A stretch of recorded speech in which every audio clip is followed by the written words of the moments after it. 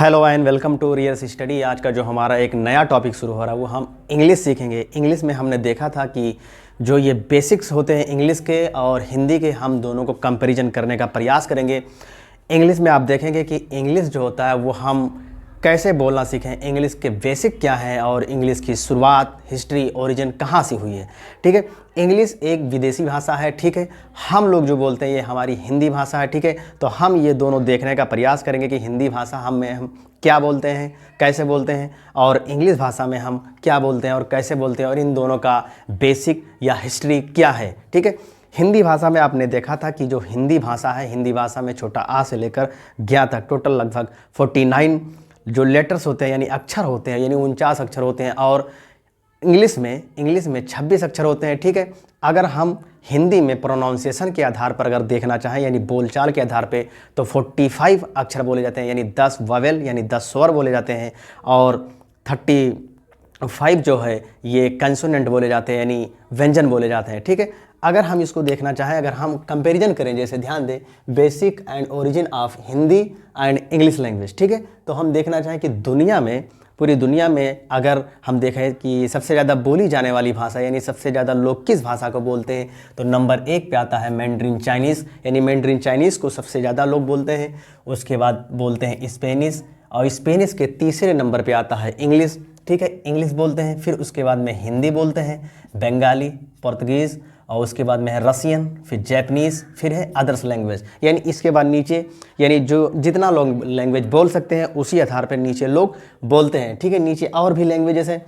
अब हम देखना चाहें कि जो हिंदी है, हिंदी में जो अक्षर होते हैं ये छोटा आ से लेकर ज्ञ तक। ठीक है, छोटा आ से लेकर ज्ञ तक इसमें, और फिर उसमें छोटा आ से लेकर ज्ञ तक इसमें टोटल हम कह सकते हैं कि 49 यानी 49 अक्षर होते हैं। ठीक है, और इसमें जो स्वर का संख्या है यानी छोटा आ से लेकर आहा तक ये 13 है। ठीक है, और व्यंजन का जो संख्या का से लेकर ज्ञ तक ये 36 है। टोटल इसमें 49 होते हैं। ठीक है, इसमें अगर हम प्रोनाउंसिएशन या बोलचाल के आधार पर देखना चाहें तो टोटल 45 ही होते हैं। ठीक है, लेकिन अगर वश देखना चाहें तो 49 होते हैं। ठीक है, जो हिंदी भाषा है, ठीक है, हिंदी भाषा की जो लिपि है ये देवनागरी है। ठीक है, देवनागरी लिपि पर लिखी जाती है। हिंदी भाषा जो है ये शुरुआत हुआ था लगभग 7 से 8वीं शताब्दी के आसपास। ये 7वीं से 8वीं शताब्दी के आसपास शुरू होता है। ठीक है, 7वीं से 8वीं शताब्दी के शुरू होता है। अगर हम इसी प्रकार जिस तरह हम हिंदी देख रहे हैं, अगर हम इंग्लिश देखना चाहें तो इंग्लिश में ध्यान दें ए से लेकर और जेड तक टोटल 26 अक्षर होते हैं, यानी 26 लेटर्स होते हैं। उसमें जो 5 हैं ये वावेल हैं, यानी ए, ई, आई, ओ, यू, ये वावेल है। इनको हम इस तरह बोलते हैं कि हमारी जो जुबान का हिस्सा है वो हमारे मुंह में किसी भी एरिया को छुए ना, जैसे ए, ई, आई, ओ, यू। ठीक है, हमारा जो जुबान का किसी को हिस्सा को अगर छुए नहीं, यानी जुबान के बिना मुड़े या टच नहीं जुबान। ठीक है, जुबान कहीं भी टच ना हो तो हम कह सकते हैं कि ये वावेल है। ठीक है, और बाकी जो 21 अक्षर हैं, ये ध्यान दें 21 जो कंसोनेंट कहलाते हैं, एक्सेप्ट वावेल, वावेल को छोड़कर VCD से डॉट जेड तक जितने भी वावेल को छोड़कर कंसोनेंट बनते हैं वो टोटल 26 अक्षर हैं। अब ध्यान दें हिंदी की शुरुआत 7वीं से 8वीं शताब्दी में हुई। इंग्लिश की जो शुरुआत है वह 5वीं से 7वीं शताब्दी में शुरू हुई। ठीक है, 7वीं शताब्दी में शुरू हुई। ठीक है, शुरुआत में अगर हम हिंदी में देखें तो हिंदी में दोहा, धर्म, नीति इन्हीं पर हिंदी भाषा का इस्तेमाल किया जा रहा था। ठीक है, जो हिंदी शब्द है, ध्यान दें जो हिंदी शब्द है इसका सबसे पहला प्रयोग जो विदेश से आने वाले मुसलमान थे हिंदुस्तान में इन्होंने किया। ठीक है, इन्होंने ही हिंदी शब्द का इस्तेमाल किया। ठीक है, विद्यापति एक बहुत बड़े हम कह सकते हैं कि फिलासफर हुए हैं, या कह सकते हैं कि बहुत बड़े जानकार हिंदी भाषा के हुए हैं, जो हिंदी को देसी भाषा कहा है। जो हिंदी है ये देसी भाषा का है। अब इसी प्रकार अगर हम देखना चाहें इंग्लिश में, ध्यान दें इंग्लिश की शुरुआत होती है 5 से 7वीं शताब्दी, हिंदी की शुरुआत होती है 7 से 8वीं शताब्दी। ये इंग्लिश की शुरुआत जब ये जो इग्वेनिक लैंग्वेज था, ध्यान दें इग्वेनिक एक लैंग्वेज था, उसी लैंग्वेज से ये ब्रिटेन में एंग्लो सैक्सन के द्वारा ये सेटल किया गया। ध्यान दें ये जो इंग्लिश निकल कर आई है ये इग्वेनिक एक लैंग्वेज थी, इसे ब्रिटिश लोगों ने यानी एंग्लो सैक्सन ने इसे सेटल किया। ठीक है, एंग्लो सेक्शन जो थे वो जर्मनी, डेनमार्क इस एरिया में, और उसके बाद में हम कह सकते हैं ए जो नीदरलैंड, ठीक है, नीदरलैंड, यहाँ से जो कबायली यानी कबीला हुआ करते थे, आज से 5वीं 7वीं शताब्दी में कबीला हुआ करते, उनकी एक अपनी कबीली भाषा थी, ठीक है। वो लोग जब इंग्लैंड पे जाते हैं, इंग्लैंड आइसल पर जाते हैं, तो वहाँ पर ये अपना शासन करते हैं और हिंदी का जो इंग्लिश का है, हिंदी नहीं इंग्लिश का जो प्रभाव है ये छोड़ना शुरू करते हैं, ठीक है। इंग्लिश में आप कई प्रकार के जो शब्द हैं वो इस्तेमाल में देखेंगे, जिसमें आप पाएंगे कि फ्रांस के भी बहुत सारे शब्द उसमें छुपे हुए हैं, फ्रेंच के, ठीक है। तो जो नीदरलैंड था और डेनमार्क, जर्मनी के जो कबायली लोग थे वो इंग्लैंड गए। इंग्लैंड में जाने के बाद एंग्लो सैक्सन ने ही इस जो आइसल था इंग्लैंड, इसको कब्जा किया, यहाँ पर शासन शुरू कर दिया, यानी 5वीं शताब्दी से शुरू हुआ, ठीक है। फिर ये ग्रुप ऑफ एग्वेनिक भाषा थी जो ये चल रहा था, एंग्लो सैक्सन के द्वारा इस्टेब्लिश किया गया था। जो एंग्लो सैक्सन ने इंग्लैंड पर जो भाषा इस्टेब्लिश किया था, ये ग्रुप ऑफ द एग्वेनिक भाषा थी, ठीक है। फिर एंग्लो सैक्सन तो ठीक है चल रहे थे, ये भाषा चल रहा था, ठीक। उसके बाद में ये नॉर्मन कॉन्क्वेस्ट होता है 1066 एडी में, ठीक है। 1066 एडी में ब्रिटेन पे नॉर्मन कॉन्क्वेस्ट हुआ, ठीक है। नॉर्मन ब्रिटन्स और फ्रेंचमैन थे, इन्होंने पूरे इंग्लैंड पे कब्जा कर लिया, ठीक है। इन्होंने जो ओल्ड इंग्लिश थी उसको रिमूव कर दिया। इन्होंने जब इंग्लैंड पर कब्जा कर लिया तो इन्होंने अपने हिसाब से इंग्लिश को लिखना, पढ़ाना, बोलचाल करना, ये सारी चीज़ शुरू की।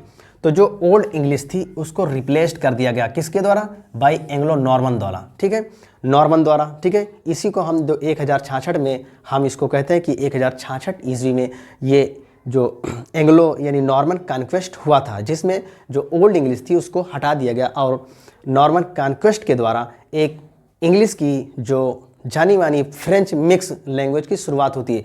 जो ब्रिटन्स थे और फ्रेंचमैन, ये दो लोग थे, ठीक है, इंग्लिश भाषा को नई रूपरेखा देने के लिए। फिर जो हमने देखा कि हिंदी लैंग्वेज थी, हिंदी लैंग्वेज की जो भाषा है, ध्यान दें, हिंदी लैंग्वेज की जो लिपि है वो ध्यान दें, ये देवनागरी है। शुरुआत इसकी होती 7वीं से 8वीं शताब्दी, उसकी शुरुआत 5वीं से 7वीं शताब्दी। ध्यान दें, इसकी जो लेखक, जो इसकी स्क्रिप्ट हम कह सकते हैं, जो इसका लिपि है, ध्यान दें, ये देवनागरी है। और जो इसका इंग्लिश का लिपि है, ध्यान दें, ये रोमन लिपि है, ठीक है। लिपि ध्यान रखें, जो स्क्रिप्ट लिखा जाता है इंग्लिश का, ये रोमन लिपि पे है, ठीक है। फिर उसके बाद जब इंग्लैंड पर रोमन का कब्जा हो गया, यानी जो नॉर्मन थे, नॉर्मन का कब्जा हो गया, तो उसके बाद इंग्लैंड के जो लोग थे, व्यापारी थे, ठीक है, धीरे धीरे ये विदेशों में जाकर व्यापार करना, फिर उसके बाद में प्रीचर यानी धर्म के बारे में बढ़ावा देना, धर्म को फैलाना, इन्हीं सारी चीज़ों का काम शुरू किए। धीरे धीरे इन्होंने कई सारे देशों में कब्जा कर लिया, ठीक है। कब्जा करने के बाद वहाँ भी इंग्लिश का फैलाव किया और धीरे धीरे इंग्लिश को पूरी दुनिया में फैल गया, ठीक है। आज भी इंग्लिश जो है मीडिया, ध्यान दें, मीडिया के द्वारा, मूवी के द्वारा, ट्रेडर्स के द्वारा, प्रीचर्स के द्वारा ये दुनिया में फैलाया जा रहा है, ठीक है। इंग्लिश में, हिंदी में देखें, हिंदी में हमारे देश की सबसे अच्छी भाषा है, ठीक है, जो हम लोग बोलते हैं, ठीक है। जो हिंदी है, हिंदी में अगर हम देखें तो विद्यापति जो थे, इन्होंने हिंदी को देसी भाषा कहा, ठीक है, ये जो इन्होंने देसी भाषा कहा। हिंदी में क्या क्या होता है हम ये देखने की कोशिश करें। जैसे ये है हिंदी और ये है इंग्लिश, ठीक है। ये तो आपने देखा कंपैरिजन, यानी कि कौन कहाँ से है, ठीक है, कंपैरिजन। और उसके बाद में ये हिंदी जो है, हिंदी में हम देखें तो ये पद होता है, गद्य होता है, नाटक होता है, दोहा, कहानी, उपन्यास, जीवनी और हिंदी व्याकरण, ठीक है। इसका जो एक रूपरेखा है ये बहुत बाद में तैयार हुआ, ठीक है। शुरुआत में अगर 7वीं 8वीं शताब्दी में देखा जाए तो दोहा, नीति, धर्म, इन्हीं सारी चीज़ों पर हिंदी का लेखन शुरू हुआ था। इंग्लिश में अगर हम देखना चाहें तो इंग्लिश में प्रोज होता है, ठीक, पोइट्री होता है, नॉवेल होता है, स्टोरी होता है, कॉमेडी होता है, ट्रेजेडी होता है और इंग्लिश ग्रामर होता है। ध्यान दें, इंग्लिश ग्रामर होता है, ठीक है, इंग्लिश ग्रामर होता है, इंग्लिश ग्रामर होता है। उसके बाद अगर हम इन दोनों का कंपैरिजन करें तो ध्यान दें, हम लोग हिंदी भाषा सीखते हैं, बोलते हैं, जानते हैं, लेकिन बहुत सारे लोग हैं जो इंग्लिश बोलना, लिखना नहीं जानते हैं। उन लोगों को इंग्लिश बोलना, लिखने का जो तरीका है वो हम आपको बताएंगे कि इंग्लिश में क्या बोला जाता है, कैसे बोला जाता है और इंग्लिश में क्या क्या बातें होती हैं। हाँ, इंग्लिश में ये गौर कर लें कि इंग्लिश में प्रोज होता है, पोट्री होता है, novel, story, comedy, tragedy, English grammar, ठीक है, ये सारी चीज़ें होती हैं। हम इन सभी को धीरे धीरे कवर करने का प्रयास करेंगे। और जो ये हिंदी से इंग्लिश का ट्रांसलेशन है, यानी ग्रामर में जितने भी प्रकार के ट्रांसलेशन हैं वो भी आपको बताया जाएगा और आसानी से आप सीखते जाएंगे। जो कहीं नहीं सीखता है इसमें आप आसानी से सीख जाएंगे, ठीक है। इंग्लिश के हम ये भी देखेंगे कि इंग्लिश में हम क्या बोलते हैं, हम ये भी देखने की कोशिश करेंगे कि हिंदी में क्या बोलते हैं, ठीक है। इन दोनों का जब हम कंपैरिजन करके चलेंगे, ये हमारा कंपैरिजन था हिंदी का और इंग्लिश का कि इनकी बेसिक ओरिजिन शुरुआत कहाँ से हुई है, ठीक है। तो हम आशा करते हैं कि आपको ये पसंद आया होगा।